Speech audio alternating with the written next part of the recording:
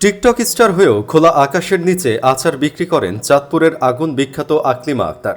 নিজের কোনো সহায় সম্বল না থাকলেও সম্প্রতি টিকটকে ভাইরাল হয়ে সবার পরিচিত মুখ এখন আচার বিক্রেতা আকলিমা। টিকটকের বাহারি রঙে নিজেকে এডিট করে সাজিয়ে নিলেও আকলিমার আসল জীবনের চিত্র খুবই করুণ। সামাজিক যোগাযোগ মাধ্যমে ভাইরাল এই নারী বাস্তব জীবনে এক সংগ্রামী জীবনযোদ্ধা। চাঁদপুরের হাজীগঞ্জ উপজেলার সুহিলপুর গ্রামের মৃত জনাব আলীর মেয়ে আকলিমা আক্তার 5 বছর আগে স্বামীর সাথে বিচ্ছেদ হয়ে গেলে ফিরে আসেন বাবার বাড়িতে, কিন্তু 3 ভাইয়ের অভাবের সংসারে ঠাঁই হয়নি তার। মাথা গোজার ঠাঁই হয়েছে মায়ের টিনের ঘরে। পেট চালানোর জন্য বেছে নেন আচার বিক্রি। শুরুতে আম, আমড়া, জলপাই, বরই, চালতার আচার তৈরি করে গ্রামে ঘুরে ঘুরে বিক্রি করলেও এখন বিক্রি করেন একটি মাদ্রাসার সামনে।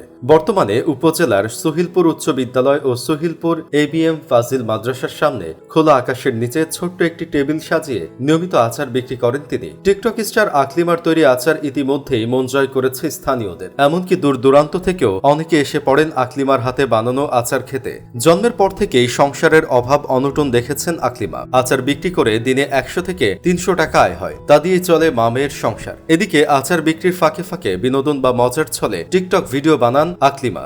দারিদ্রতার নির্মম কষাঘাত ভুলে থাকতে যেন টিকটকের ভিডিও বানিয়ে বিনোদন খোঁজেন আকলিমা। তবে তার টিকটক ভিডিও বানানোর বিষয়টিকেও নেতিবাচকভাবে দেখেন অনেকে। পাশাপাশি কুরুচিপূর্ণ ও অশ্লীল মন্তব্য করতেও ছাড়েন না বলে অভিযোগ করেন সংগ্রামী নারী আকলিমা আক্তার। মায়ের সাথে কোনো মতে খেয়ে পড়ে বাকি জীবন কাটাতে চান আকলিমা। অসহায় এই নারীর এখন স্বপ্ন শুধুমাত্র একটি দোকানের, যেখানে স্থায়ী একটি ব্যবসা করবেন তিনি। তাই সমাজের বিত্তবানদের প্রতি একটু সহযোগিতার হাত বাড়িয়ে দেওয়ার আহ্বান তার।